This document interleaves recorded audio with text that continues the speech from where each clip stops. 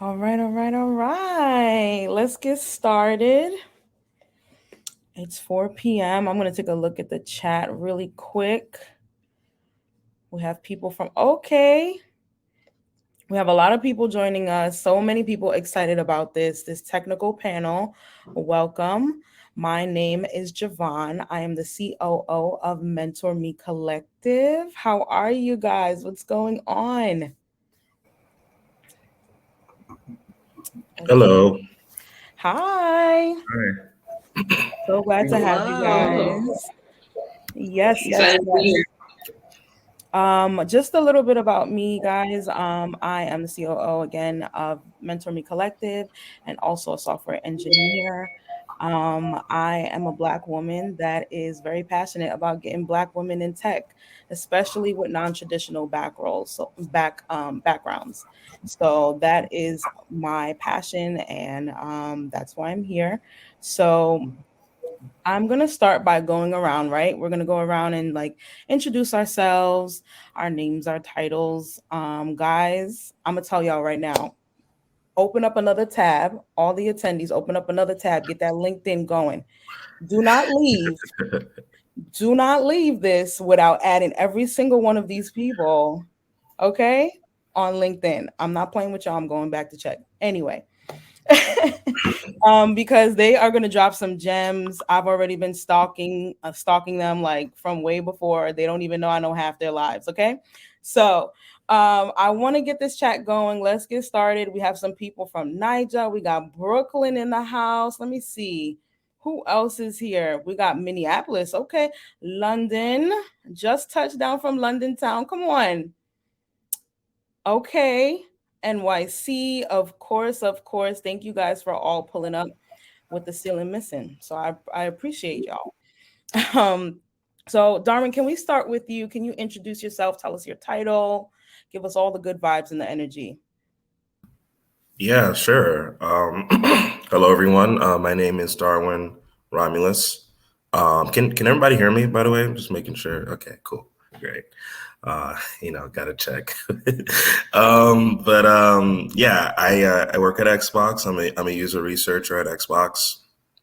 I basically study the way people play games and how they interface with whether it's games or the website or the console, anything that a user basically touches in the Xbox ecosystem. I can probably be doing any research across like any of those things. I started in July. I'm just finished my PhD in cognitive neuroscience. So before I was at Xbox, I was at Florida Atlantic University studying. Thank you, studying neuroscience. And then before that, I was at Brooklyn College. I'm originally from New York City, where I studied psychology. So I have a background in psychology, a bachelor's in psych. That's a little bit about myself. I enjoy playing video games on my free time. I also enjoy cooking. I like going out. Different stuff, like going to the beach, things like that. It's nice to meet everyone here, and looking forward to the rest of the panel. Yeah, that's me. Yes, yes. Darwin said, put the doctor in front of my name. Okay. Put some respect on my name. If this isn't Black excellence, I don't know what is. Khalid, can we go with you next? Can you tell us a little bit about yourself? Alrighty, so I'll go quickly. Can everyone hear me? Yeah. Yeah, so my name is Khalik Ray. I'm the senior interaction designer for Red Hat Developer. We're a developer program that teaches developers how to use the latest in technology, and we also teach them how to use our products. I was just over here looking through the LinkedIn. We definitely have to talk, Darwin. I know I see we have a common contact, Celia Hogan, so definitely should talk. I'm I love video games as well. I do UI UX design for the developer program. We're always trying to find ways to see how we can revamp and tweak our program to be more efficient in its desired outcomes. So yeah, I'm super excited here, to be here. I'm always trying to see how I can uplift, my community and the people in it, and see how we can take it to the next level. So thank you. I love it. I love it. I love it. Yeah, y'all better go connect. Come on, listen. That's the door right there. Walk through it, okay? So I want to make sure I'm saying your name. Is it MM? Yes. Oh, yes. Yes, perfect. Lovely. Can you go next for us? Tell us a little bit about yourself. No problem. Hi, everyone. So, like Javon, by the way, Javon, awesome. Yeah, Like that's it. Javon mentioned, my name is MM, and I recently graduated from St. John's University in May with my MBA. It was a 5-year program, so I just got my bachelor's last year. So I'm a double pandemic graduate. And around the time I started my MBA is when I met Chanel and we connected. Thank you, Kiara.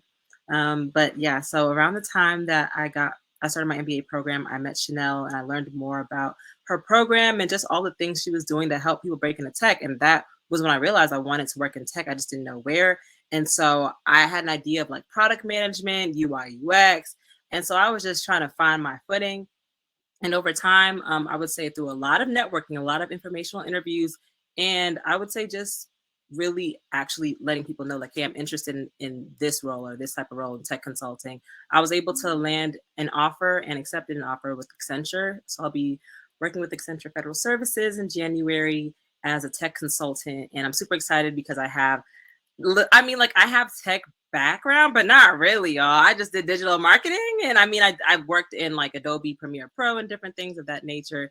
And so it was really cool to have that opportunity. It was a really nice offer. And I was really thankful. And outside of that, I really love music. I really love art. So I wanted to like throw that in there because a big part of my life is like making sure that I can really share that, express that in specifically in the community aspect, because I want to empower those around me to also delve into whatever that looks like for them, their creative, I guess, eye, lens, or arm. And yeah, so that's pretty much me in a nutshell, I guess. I love it. I love it. We love a melanated, educated queen. I'm just saying. I'm here for it all. Walter, hi, how are you? Can you tell us a little bit about you? Yeah, what's up, guys? Yeah, so I'm Walter, currently based out of New York City right now. Um, so I actually just had my last day at AWS yesterday. I was working as an SDE there, but I'm going to be working as a senior engineer at Bloomberg on their derivatives engineering team. So I guess like before that, so I guess school, undergrad, I did aerospace engineering at the University of Illinois. Um, got my degree in that. After that, I did systems engineering at Northrop Grumman for mission systems. So I got to work with like a missile defense system and doing like testing for that. Then after that, I worked at like a really tiny like data analysis firm in New York. Then I was at AWS and now I'm at Bloomberg. But that's kind of like a short rundown of what I did. But I guess as far as like what I love music, love art. I'm living in Manhattan right now, but I like going to random warehouse parties. But yeah, that's like a short rundown of me. But, yeah. Nice. I just want to make a quick note. You guys, if you're not inspired by now, not even all of them introduce themselves, but if you're not inspired by now, I don't know what to tell you. Like we've got people transitioning all the time, and this is just awesome. First of all, the chat is going off. Q&A is going off already. So I'm excited to continue forward with this. Saba, last but not least, can you tell us about yourself? Yes, hello everybody, I'm Saba. I am a UX researcher at Target. Been there about a year. And so similar to Darwin, I try to understand how Target's people that shop there, how they shop online, that sort of thing. And then before that, I was a geologist, so that's what I went to school for. I went to school for geology at Vanderbilt for undergrad, and then Western Washington for grad school. And then I was a geologist for a couple of years after that in Arizona. And then more recently, within the past couple of years, is when I made that transition over to UX. So yeah, been in UX for the past year now. And then what I like to do, I like to be outside, which is one of the reasons why I became a geologist. So anything outside, like hiking, just being out and about. I also like music as well, and grew up with drums and that kind of stuff. So yeah, it's a little bit about me. Awesome, awesome. Yes, come on, Target. First of all, I went in Target for milk $236 later. Listen, I have a whole bone to pick with y'all. Anyway, um, let's get started. Thanks, guys, for introducing yourselves and letting us know who you are. So, just to give you a little background on the audience, a lot of people are trying to figure out what it is that they would like to do. So, I would love to kind of get an eagle eye on your day. Like, how does a normal day in your life in doing your job? What does that look like? Mem, can I start with you? You could, but I start officially in January. Right now, I'm working at a D&I firm remotely, like until I start. But I have an idea of what I'll be doing if you want me to share. Wait, you're on me. I'm sorry. Oh, sorry. I was saying, let's get the idea. I'll take the idea. Okay, so from what I understand in my role, I'll be working amongst other, so it's strategy and consulting analyst, entry level role. It's a program where they're going to really just kind of show us how they, I guess, give more information to federal agencies on how they can incorporate technology to really assist them in decision making or advance or innovate some of the things within these companies. So it can be anything ranging from the Small Business Administration to, I guess I know one thing they did was help. Oops, Siri thought I was talking to them. No, Siri, I'm not talking to you. It's okay. But Small Business Administration, too. I know that one recent thing they did was figure out ways in which FAFSA can help parents and children better understand how to like navigate the site because they make it extremely hard, but they're supposed to be helping you. So things like that, I would assume are the things I'll be doing in January. So I'm super excited. Awesome, awesome. Okay, okay. I think that sounds really interesting because I know that you said you didn't have a background too much in tech. So to see you get into this role, we're gonna have to follow up. This is a point for y'all to follow up with MM on LinkedIn. Hello, dropping the gems. Hit her up, say how's the new job going? Make those connections. Khalik, can we go with you now? Like, what does a typical day look like? Yeah. So for me, a typical day looks like you know, in the space that I work in, we work in the industry of developer relations.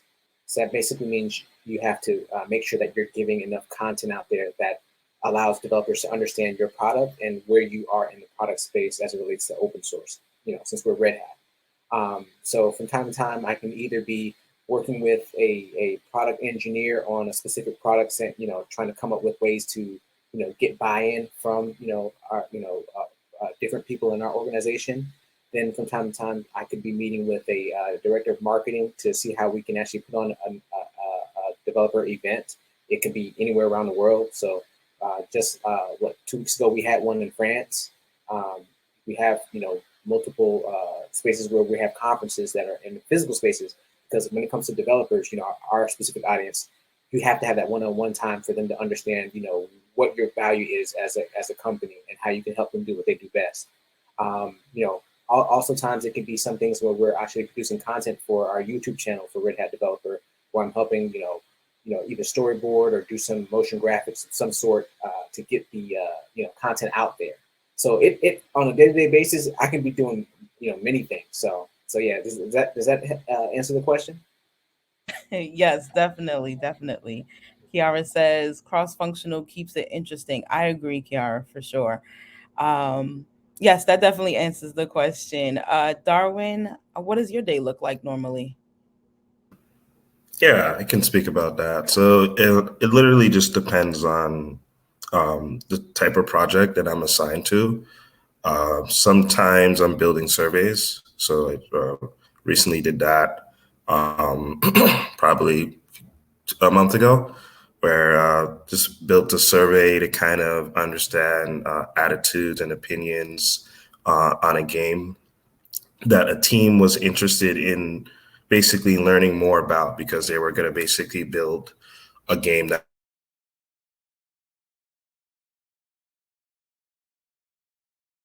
frozen here? Am I frozen? You were just for a Yeah, second. you're You're back, good you're now. back. Okay, cool. Yeah, so they basically wanted to just understand basically the highlights, the good things about the game, and like the lowlights, the bad things. And so what we do at Xbox, we do play tests. So essentially, we get a group of people to play a game, then we have them take a survey, and we collect all that attitudinal information. And then my job is to like go in and pick out the most important like themes of what happened basically during that play test. So sometimes I'm doing that. Sometimes I'm doing more fun things like just trying out games and playing games and doing like expert reviews. So sometimes I'll plug this thing into my computer and I'll basically there's something called xCloud, which is just like a Xbox way of like kind of streaming all their games and stuff. And so I'll tap into, yeah, for sure. Hit me up. I'll tap into that and I'll play a game usually with a group of other researchers, and we'll do like an expert review and kind of figure out what are some of the really good things or user-friendly things about the game, and what are some things that are not user-friendly. So sometimes we're doing that. So it just literally depends on what kind of project I'm thrown on. And sometimes I'm also just doing like career building stuff. I have like a strong interest in machine learning.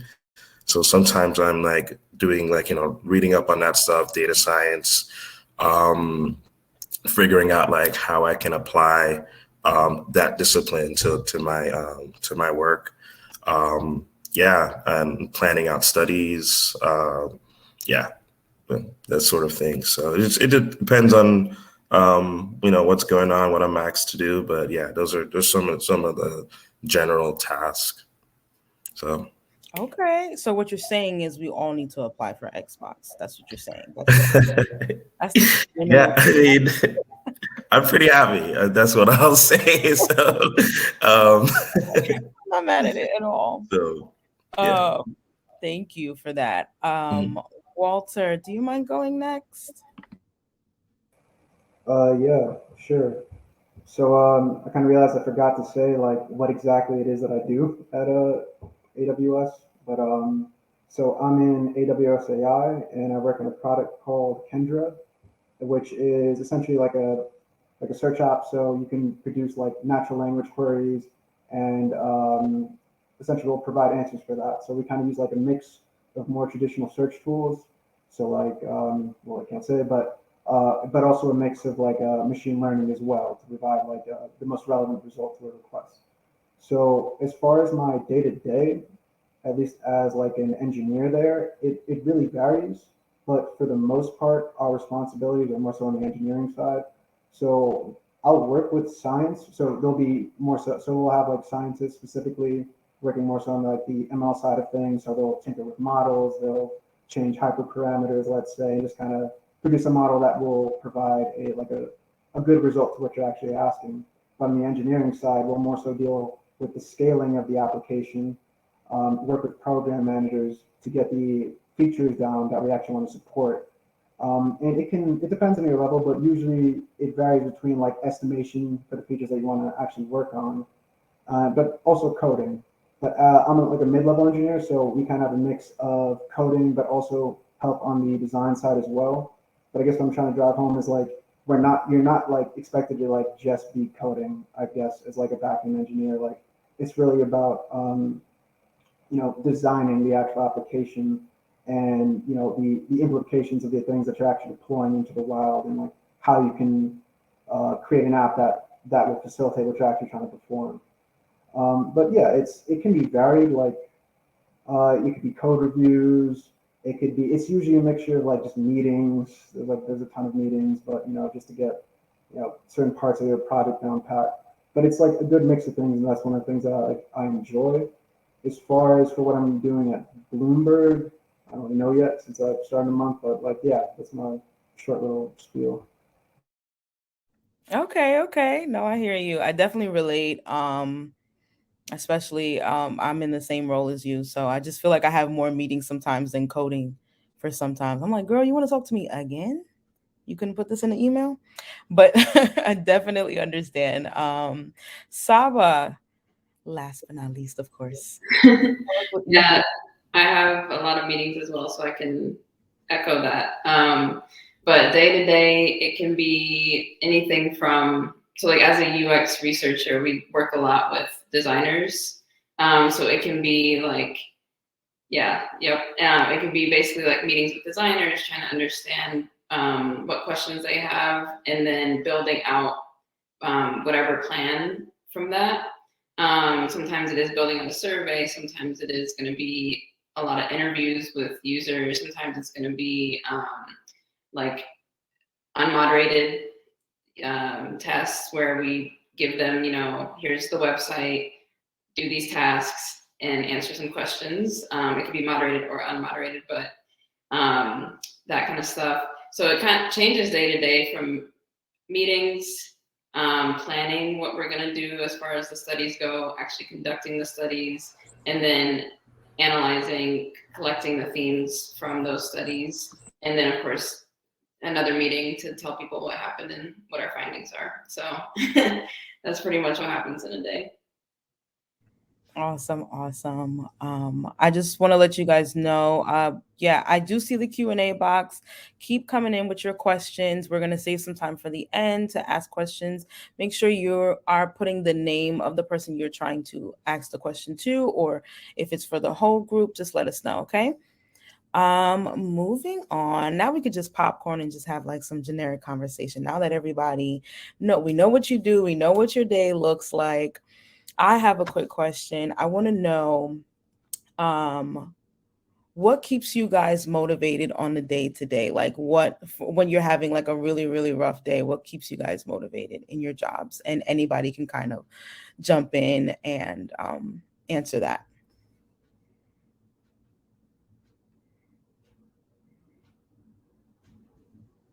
No, I'm joking. You want to go? No, go ahead. Go ahead. I'll go. Yeah. I mean, yeah, like some days suck. I guess it's seeing the light at the end of the tunnel in some ways. Also, I guess maybe thinking of your journey. I mean, everyone has like different things that they use. It's also like a job at the end of the day, so that kind of helps.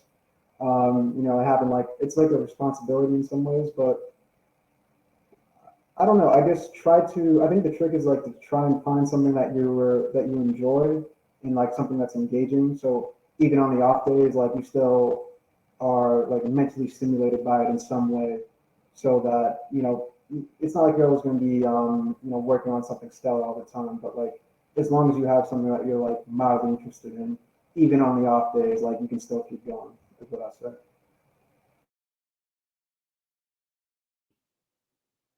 Yeah, I was jokingly saying the paycheck, but kind of going off of what Walter was saying, what I do a lot of times, if there's a project that I'm not very motivated or like not really interested in, I'll kind of mix my day up so that I'm not only working on that project in that day. Where it's like, okay, there's this other project that I'm more interested in, so I'm going to work on that for some hours, and then I'll kind of put that other project in the middle and then end with something interesting again. Because otherwise, if it's like the whole day is that project that I'm not really interested in, it's not very motivating. Yeah. What keeps me motivated for the most part is, my users. In the space of developer relations, we have another part of it called developer advocacy. And so that means that, in my section of the company, sometimes we have to actually go against the grain and tell the C-suite that, look, this way that you're communicating to our developer audience, in open source or in the developer community may not work. And so I have to work tirelessly to kind of like make sure that I'm giving them the best experience that they can have, as it pertains to what Red Hat has to offer. And in doing so, it helps me feel good about myself and the work that I do, that I can actually help them do their work. So like I'll get tired and I'm like, oh man, like, like for instance, even with this shirt that I keep showing up, this was a 75% mechanical keyboard. For me to even get to this design in terms of a swag item, I had to do the research to do that, So it took a couple nights and a couple of days of where, why do I want to just look up a keyboard? But then after you do enough research, you start to understand the passion behind it, or why it matters to to your audience. And then you take that on, and then, it gives you the encouragement in your own work. So that's how I stay motivated. Anybody else want to add? Yeah, I can add. Yeah, I think when I'm going, like maybe when work is hard or like working on something that's tedious to work on, I'll communicate with my manager. Like if it's like something I need help with, then like that's like kind of like first line of defense where like, hey, I need help with this thing, or so I'll try to get more pointers. And then also I'll try to like break up my task for that thing. Just like, yeah, like kind of like what Saba said, like not working on the same thing the entire day. And then I don't know, like also taking time off. Like sometimes you need to just like, you need a day or two. So that's always important. So yeah, like that's kind of like my strategy. So.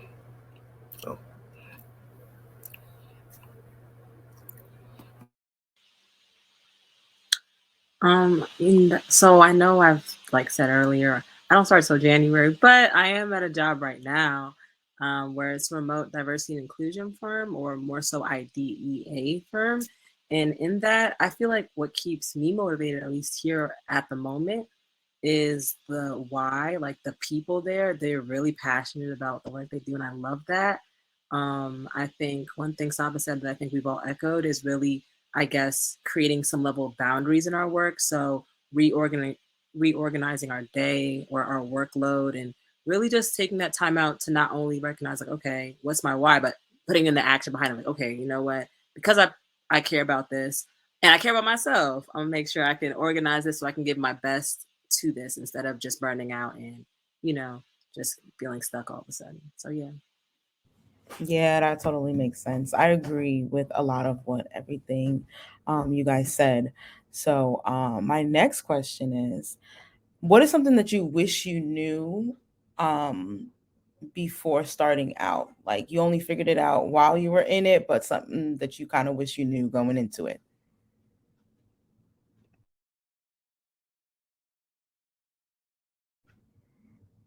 I see some pondering faces. People are thinking. Walter, you go ahead. I guess how one, like learning things isn't like a linear process, and two, kind of how like everything's sort of like interrelated. So like in the beginning, like you're gonna suck, and like even now, like I'm not good, but like you'll like gradually, like learning will probably go like you'll feel like you're like going nowhere, going nowhere, going nowhere, going nowhere, and then all of a sudden it'll just click. And it could take a year, it could take months, it could take 2 years, but you'll gradually get better, and then your rate of learning will like increase like exponentially. So that was one of the things like I didn't realize at first, and like you'll think like, oh, this isn't for me, but like that's not the case. And even if other people are like improving faster than you, that doesn't mean that will be the case a year down the road. But yeah.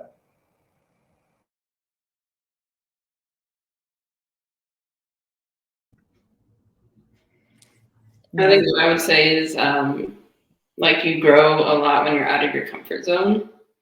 And so the journey for me from like geology, which is what I studied forever, and I was like set on that's what I'm going to do, to then this, I had to be out of my comfort zone a lot. And I don't think I knew going into it that I would grow so much in a lot of ways from being outside of my comfort zone.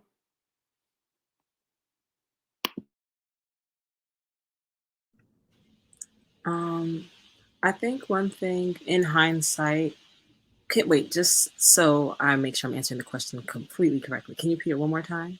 Yeah. So what's something that you wish you knew before going in, like before going into tech? I know you start your new job soon, but like Yes. Yeah. Mm-hmm. So I think what I would have wanted to do is be more open-minded. I feel like I'm a very tunnel vision person. So I'm like, okay, I just need this skill and I'm good. Or I just want to go to this company and I'm good. And I think working with Chanel was like, girl, like there's so many good companies out there, so many different roles you can fill. Like just be open-minded. And that will carry you in so many ways outside of career, you know? And so I think that's one thing I wish I would have been more, I guess, just accepting of, because otherwise I wouldn't have been interested in even applying to Accenture. I actually wanted to get into Spotify. That was my top job. And I love music. I love art, like I mentioned all of you. And I told Chanel that every single day. And so I wasn't serious about any of the applications. But then afterward, I was like, wait a second, like, okay, I wanted to be a product manager there. I wanted to help with music discovery, product management. Okay, well, a lot of product managers either start off as software engineers or they're startups or they are consultants. So, or at least companies look at those type of people. And so that's why I was like, okay, tech consulting, let me be open-minded, apply to some tech consulting roles. Actually asked for help in like group chats, you know, and then somebody was like, hey, we're hiring, I got you. And everything was as smooth as butter from there. But I was a year of trying to fight for Spotify. So I had to really be open-minded. So that's my story a little bit. I would like to second what MM said. You know, there's a thing where there's so many skills that everyone has that is applicable to tech. Like you don't have to be the ultimate software engineer, you know, developer, software architect, or something like that. Like I myself, you know, I got to where I am today because of my interests and my passions. You know, I went to one time I used to, you know, go network at like game jams, and I would run into people who weren't even technical; they were writers. And I was like, "What do you do?" "Oh, I'm a narrative designer for Epic Games or for a video game company." Like you have a skill set that could actually apply to what you're interested in already. You just don't know it. And so it allowed me to kind of like open my mind to like what the possibilities, you know. Another example is like for me working at Red Hat. What got me into Red Hat was the fact that I used to work at a news station doing motion graphics. And what ended up happening was it was kind of like a twofold thing. You know, the type of content that you produce for news is it fits right in alignment with what you would do when you're producing content for, you know, for engineers and developers to consume. And so by doing that, it made me a applicant that would be, you know, viable for Red Hat. And then on top of that, while I was working at the news station, I'm like, man, this is a okay job. I enjoy, like, you know, informing people, but like I like video games too. Apparently, you know, we're moving into a space now where the tools and applications that they use, they're using things like Unreal Engine, which is a game engine, to produce news content. So things are overlapping, and you know, you just need to probably look at your skills, like as a professional, and say, what am I interested in, and what skills do I have, and how can I apply those to some of the things I'm interested in. So yeah. Can I just tack onto that really quickly too? That's something else, is like believing in your skills and your skill set, that it can go into a job that you don't think it might go into. You know, like I think if I knew that early on too, I would have believed in myself earlier that I could do this job than like, oh, I need to learn this, I need to do this, I need to like XYZ, and then I'll be ready. But really it's like you already have a lot of the skill set. You just need to see it that way, you know. So I love that. Oh, go ahead, Darwin. Go ahead. Yeah, I think all of those things are great, and I think for me, I just wish I would have been more aggressive with like seeking out internship opportunities, because I was just under impression like, oh, I'll get my PhD and like I won't really need, you know, to do an internship. But what I found is some jobs, like it's really interesting. Like there's some companies that will just take you right away if you have a PhD, and they don't really care if you have you know, job experience, as long as you can kind of as a researcher, speaking from like a researcher's perspective, as long as you can kind of just, you know, think thoroughly through like a research question. But some companies want to see a little bit more. They want to like see that you've actually done, you know, like industry related project. And so a lot of times I would get interviews and people would, you know, talk to me and they'll say, you know, your background is very interesting. But, you know, they were looking for someone who had like a little bit more like, you know, experience with like, doing industry work, because industry work is a lot different than academia. Industry is more fast paced. Academia is like, it could be like 3 years and then your paper comes out. Like I just wish I would have been a little bit more aggressive with like seeking out internship opportunities, and also like kind of doing like miniature projects, to also supplement and be like, hey, like, like I took the time and I did this sort of thing. But yeah, I mean, everything worked out, but yeah, I wish I would have done that more. So that's the advice I'd give to people. Like if you are in a program already or you're in school, like look for internship opportunities, and and be open to go anywhere. Like don't just go for like the big name companies. Like go everywhere. I just wanted to add something after you said that, because I think it's management leadership for tomorrow too. Like apparently like there are also some programs that directly streamline you into internships because of like how heavy I guess their presence is. But I also know Chanel has a huge network too. So honestly, it's like weighing out which one works best for you. But like I agree, the internship experience is helpful too. And I just want to add one more thing. As far as like, or one thing I like, you kind of, when you first start off, like you'll be working in a specific language, but like after a while, once you get more experience, you'll kind of realize, and also a lot of companies, like they don't really care about like what specific language you've worked in. Obviously, there's, if you're doing like embedded programming, you're gonna be doing C or C++, or if it's on the front end, it's gonna be JavaScript. But for the most part, most places don't care about your specific skills in like a certain technology. What they really want to see is like how you think about certain problems and if you have like certain CS fundamentals. So it's like as long as you have like strong CS fundamentals and you're able to like think through like how things actually work like at the lower level, like you'll be golden. But yeah. Awesome. I love that you brought up internships, Darwin. And then we expanded on that because I really wanted to ask, right? What are some portfolio and resume tips you would have for the attendees today? Like if you could give us like a solid 3, what would you guys say is like super important to have in your portfolio or your resume?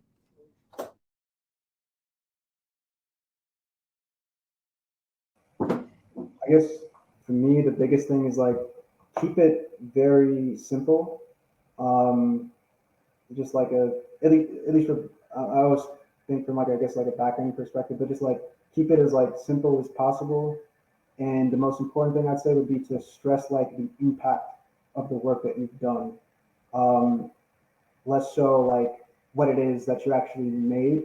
And it's like a balance, and it's kind of hard to like stress impact when you're like very early in your career. But for the most part, like I'm saying, like to keep it simple, because like a lot of the time they're probably not reading through your resume completely. They're just glancing at it, and you just want to like put something there that like gets their eye, and then get them to actually like really read your thing. But that'd be my advice. Because I'm still kind of fresh from this job hunt process, I've had to learn so much about revamping my resume, and there's still so much to learn because I feel like change is constant. But what I recognize is that ATS scanner, making sure that there's a few websites that exist where you can just run your resume through like a free ATS scanner online, see what the score is. You want it to be close to 70, 80, or 90 or 100 would be great. One thing I also recognize was when applying to companies like FANG companies or Google, for instance, they do the XYZ system. So I know Walter mentioned impact, and that's, I think, the main part of the XYZ system. So I believe it's like I did X by, I guess, measuring it by Y to result in Z, something like that. And so if you don't have it in that format, not that they're not going to pay attention, but it's just like they want it and they're telling you. So paying attention to the company you're applying to and looking at the ways they normally funnel in their, I guess, applicants, that might be in your best interest. And yeah, I think that those are only few of the, I guess, advice I would give. Also, I guess my last tip would be one thing would be to really remain organized. I have resumes for different companies, for different roles within that company, different dates of revision of when, like, it was a lot, y'all. So much. I still don't know how I have storage, but we got through it. And yeah, so I would say that's my advice. Just stay organized and pay attention to the company. And ATS scanners are free and online. And yeah.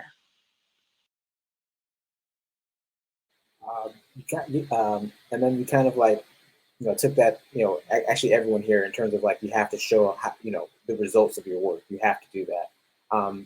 The two main ones that come to my mind, is like, make sure if you have whether it's your portfolio, whether it's your resume, please don't show any skill bars.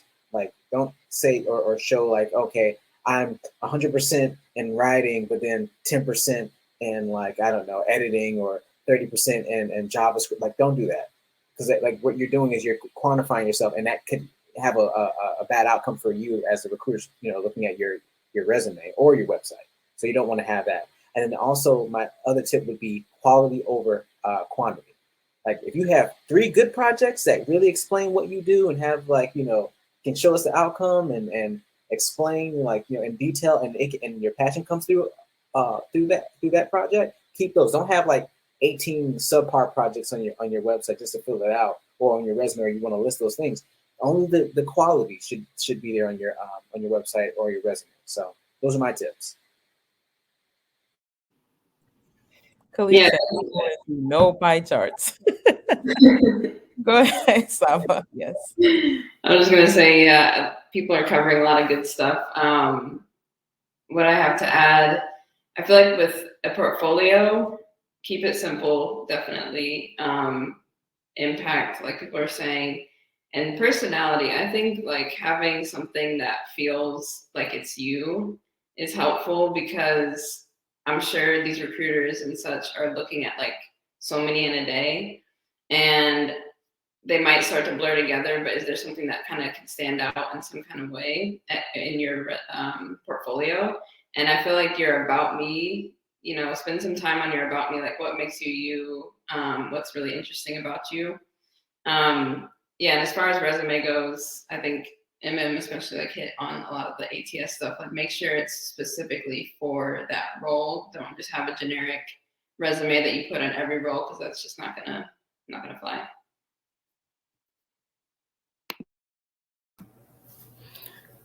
I think everybody's been kind of mentioning this, sort of impact. And I think that's important to kind of like, if you just listing a bunch of stuff that you did, but there's no sort of, influence of what you did, and that's kind of like a missing piece. So impact. I would also say like using keywords in a job description. So you can kind of like, a lot of these jobs are using like algorithms to pull out the resume. So, if you're applying for like a data science or machine learning job, like, make sure you're like using key terms like, logistic regression, and like, or like, make sure like you're communicating that you know how to clean through data, and that you're using Python, and you're using like certain libraries within like Python that are for machine learning. If you're doing like UX research, maybe you want to like harp on, qualitative methods or quantitative methods that you've used, or just using those words like quantitative, like, because I didn't come from like a, traditional UX background, but, like the things that I was doing in grad school were more along the lines of like quantitative research. I would, kind of use those words a lot, and using like bullets, like keeping things like simple, using bullets instead of like long paragraphs.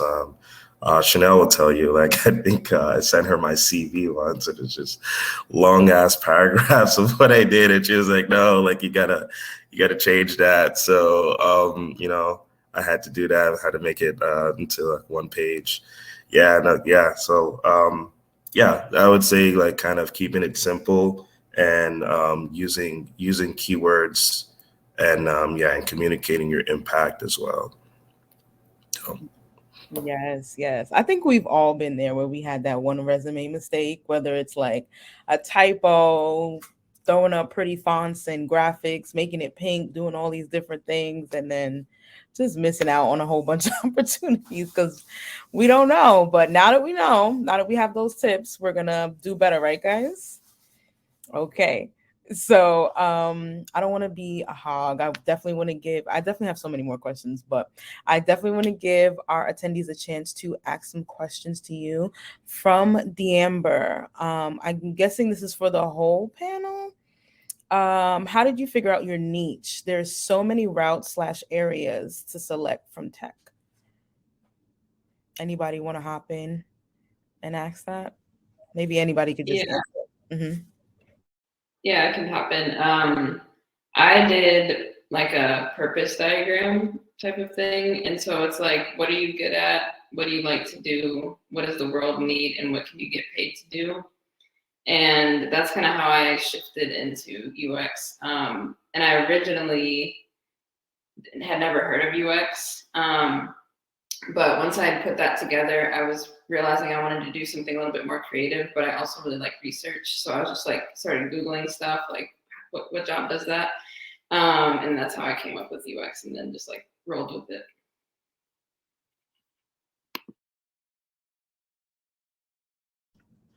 Okay, love that. Love that. Oh, Khalik, you want to? Yes, add. Yeah, I'll just chime in really quick. Oh, well, MM, you can go first. Okay, I'll go then. Yeah, just like, for me, it was one of those things where just you have to kind of experiment and find what you like and what you're passionate about. Because what you're passionate about, you may not, as Walter put it, you may not be good at it at first, but since you're passionate about it, you'll get to that point. And then when you're doing that, you're finding things that you're passionate about, look for companies and organizations that do the things that you like.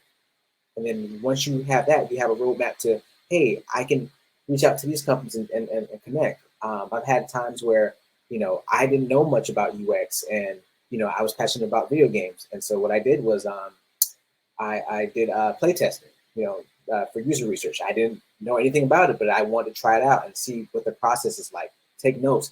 When you're there, you're meeting and connecting with people, and you make connections there, and then you ask those questions and reach out. People will lend their time to you if you show that you're passionate about what you're interested in. So that's what I would say.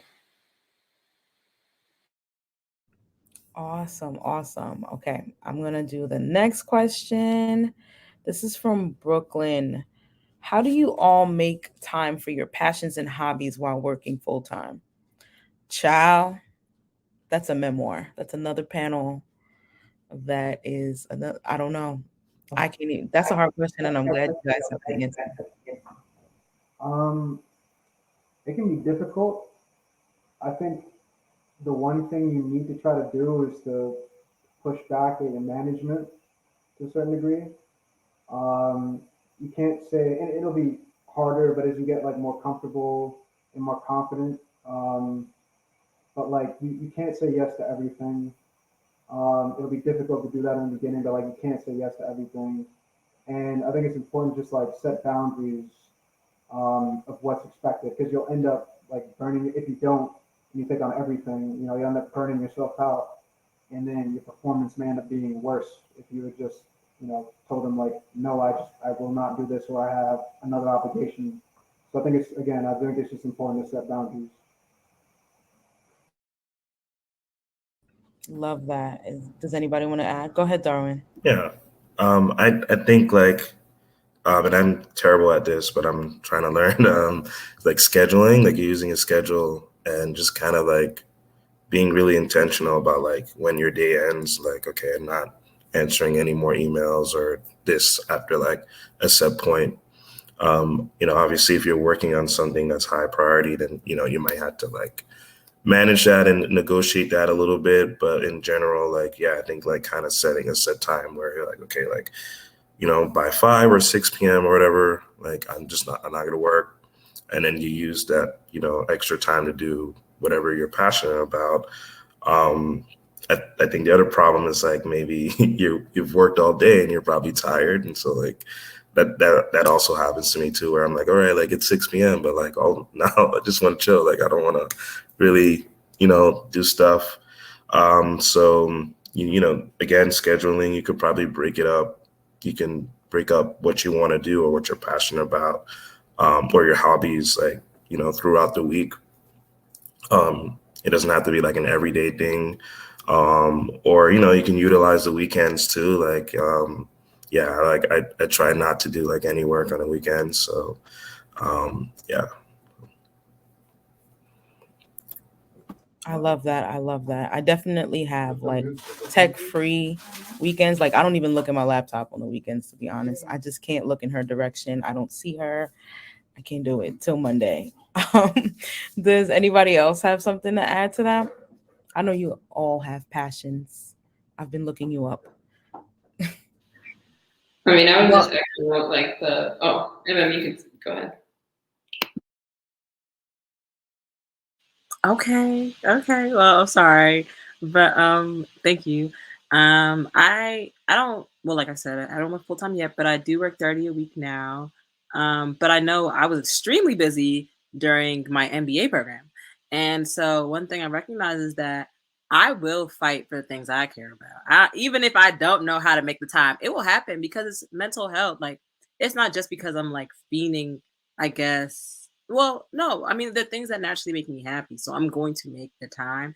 And I think when you just consider like, I guess the benefit of like, wow, like that's my like real reason. Like the work, I'm not giving my life away to them or for my program. Like, no, like these things are what I feel like I'm here for. Like I know I love to do performances. Like I used to perform in New York. I perform at Buspoint Poets in the DMV occasionally. And I know for me, that's my outlet. So I'm gonna make time for the stuff I love before the job takes up all my time. Like I think there's balance to everything. So I try and seek that in everything I do. Yeah, work-life balance is everything. Definitely set boundaries. What's nice about my job is that Target really does, or at least my section of Target maybe, really does make sure it's 9 to 5. That's it. Weekends, no, like all that kind of stuff. So that's really nice. I don't even have to like push back. It's just already that's what it is. And so I have my weekends to do what I want to do. I have my evenings, like Darwin was saying, though, sometimes you're just tired though.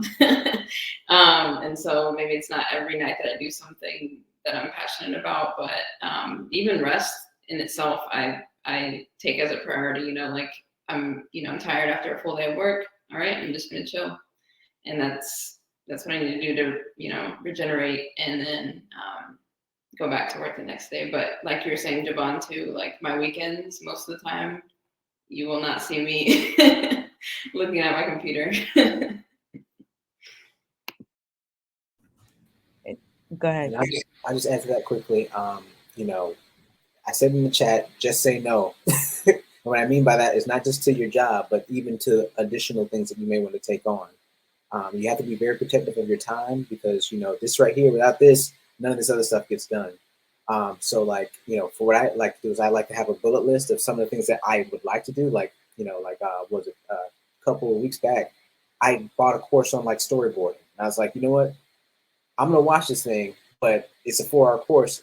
I'll maybe watch the first hour, this week, and the next week I'll watch the second hour and just take notes. But I never try to make it something where I'm like, I'm going to master this one thing in a week's time, hustle culture. No. You got to be protective of your time, and you have, depending on where you are in your life, you may have other people depending on you. So you need to make sure you're protected, at all times. So yeah, that's what I could recommend. I love it. I love it. I love the boundaries part. That needs to be on a shirt because at this point, I'm not saying it anymore. It's on my shirt. Read it. That's it. So just to wrap this up, we have one more question. This is from Ramil. I hope I'm saying your name right. But what is your why? What keeps you going when learning new code, when you're learning new code or things in tech? I think that's a really good question. Yeah.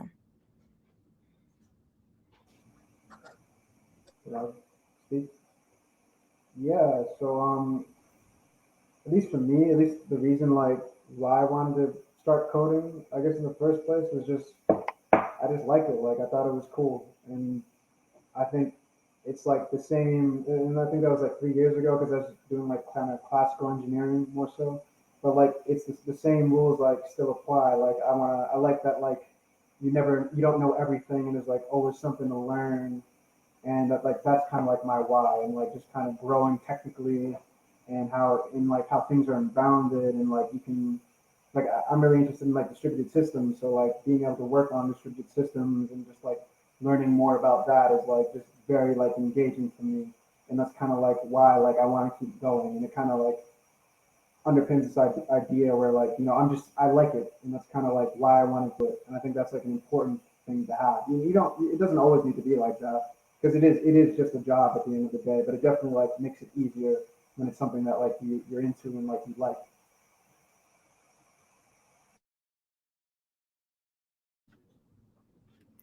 I definitely agree. Does anybody want to add to that? Because I know I'm going to add to it at the end. But I think I'm thinking about this in two different questions of like, what's my why in general? And then what keeps me learning is two different questions in my mind. So it's like, what keeps me learning things in tech is I want to keep growing in my career, especially because it's so new at this point with UX. And I'm just that kind of person too. I just like learning, like all the time. I'm just always, oh, that course looks interesting, or that thing looks really cool. I want to learn more about it. And then my why is like financial independence, building wealth. I want to have a family. Like I want to be comfortable with my family and that kind of stuff. So that's like a bigger why of why I do what I do. yes, that part, Saba. Come on. Say it again. No, I'm just kidding. I definitely agree. Khalik, you look like you want to add, but you're not saying nothing. No, I'm just listening and taking in all of the good advice and insight. For me, when I think about the why, I go down to like, thinking about like, the source of truth. You know, Many of us come from different backgrounds and communities where, majority of the time we lack a lot of social capital.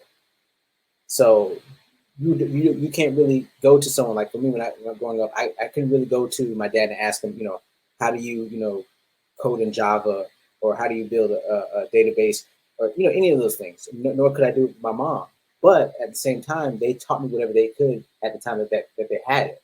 And so I think it's my duty as an individual, as I'm learning and growing in these things, it may be hard, but at some point, once I master it, I can give it away. I can give it to, give back to my community and the people that really need it, because they don't have it. They come from the same, barriers as I am. So I want to make sure I can be able to do that for them when it's that time. And I don't necessarily try to do it, wait till I get old and be like, now I can tell you, like, if I have it in me at that time and I know the answer, if I don't know it, I'm going to point you in the direction of the person that does. So that's really like kind of like my why for the most part, because like I wouldn't be standing up trying to like, even after work, trying to, sift through GitHub projects, downloading different libraries and trying to, run things on the IDE just for my own sake. I think it's great that I like it. Yeah, I love it too, because that would also help. But the broader thing is, once I'm gone, who else is going to be able to do this? So that's one of my whys. I love that. I'm going to piggyback off of that a little bit because I know when I was in high school and I wanted to study computer science, I went to my guidance counselor and I was like, oh, I want to do computer science. And she just straight up, she was just like, I don't think you should do that. I don't think you'd be very successful at that at all. And one thing I did wrong was that I listened to her. And it changed the complete trajectory of my life. And when I switched into tech and got in and like I'm here now, I was like, I'm never going to let nobody tell me no again. I'm never going to put anybody in that position again. And that's what's the driving force for me. I'm like, you're going to tell yourself no many times, like, but don't do it. Like, this is not it. Don't do it. Don't ever tell yourself no. There's too many people out there already saying no to you. Don't ever let somebody, especially a white woman, tell you no. Don't let them do it. So I just want to prove to everybody that it can be done.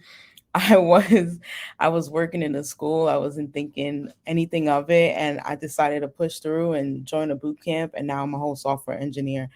So that's a testament. And I really want to just encourage you guys through that story and through the stories of everybody that's here today.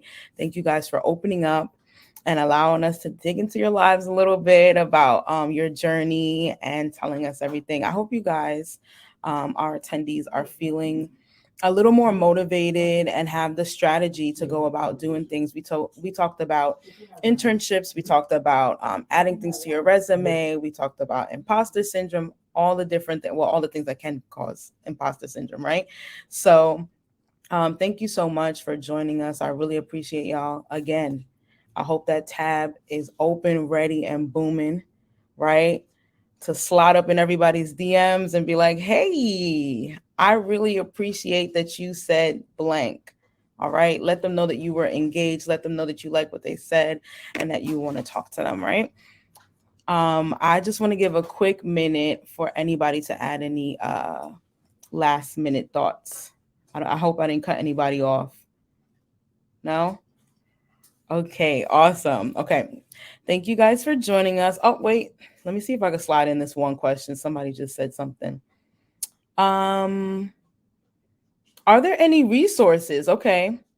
Things are constantly changing where you may not know the solutions to some problems. Do you have any resources? So really quickly, can we just go around and tell like one resource that you really love? As far as UX goes, I go to Nielsen Norman Group all the time because they have a lot of resources. Nielsen Norman Group, I think nng.com or something like that. I use YouTube a lot. I just feel like you can find anything on YouTube. So yeah, like when I'm like sort of want a refresher on like some sort of statistical method or whatever, like I go to YouTube.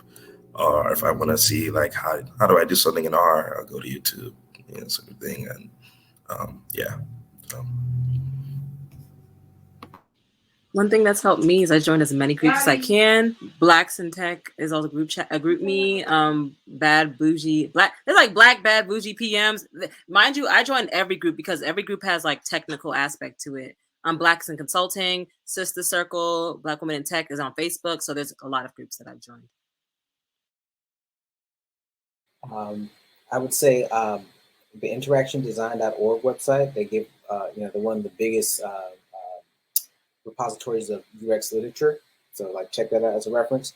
Also, try to join as many organizations as you can. Like I said, we're working backwards because we don't have the social capital, so we have to make sure we're always building our networks. So like even though like some people have some issues with it, AIJ.org. There's There's the Triangle UXPA. There's a UXPA, which is like the User Experience Association group. There's the IGDA, International Game Developers Association. You can join. They have many different chapters. There's the GameJam.io. So if you're a person that's passionate about video games, or if you want to learn UX in a fun way, sometimes like you can join a game jam and be the UX person or UI person on that. And they do it's international, so you can work with many people from around the world. So yeah, that's what I could offer in terms of resources. So I just posted some up on that DS and A, but for first of all, for like NESB, it's like a great way just to meet other Black engineers, just other people interested in tech as well. But for like more so stuff on the back end side, I'd say like there's like one thing that's popular is just like data structure and algorithms interviews. So like LeetCode. Like that's probably the most important thing as far as just like the interview process. But like the LeetCode discussion section, like it's free, and like it's a great way just to see other people's approaches and like how they approach problems, and just kind of get like a good feel for like problem solving as well. And for like more so stuff on like the system design side, you could do DDIA, which is designing data intensive applications. And if first starting off, you really don't need to worry about this stuff for like system design, but just like having like really strong LeetCode and just like CS fundamentals would be great. But like as you like get more experience, you start building more systems, like reading through some of the white papers for like certain key value stores, or for like it's just like seeing how some like the systems that are used in production are built, like that'll really like set you apart and give you like good skills that you can leverage for some of the things that you may design, like at some of the companies that you work at. But that's what I have. Oh, I hope y'all caught all of that. I was trying to write some down, but I'm gonna try to look at the recording again, just let you guys know this is recorded so that you can always come back and get the gems and repeat, you know. So we're gonna go over into the stage. The session is over. We're gonna head over to the stage now. Chanel and the other panel is there. So again, thank you guys for joining me. I had such an awesome time speaking to all of you. Okay. Thank you. Thank you. Thank you for being a great Thank host. you. Bye. Thank Bye-bye. you.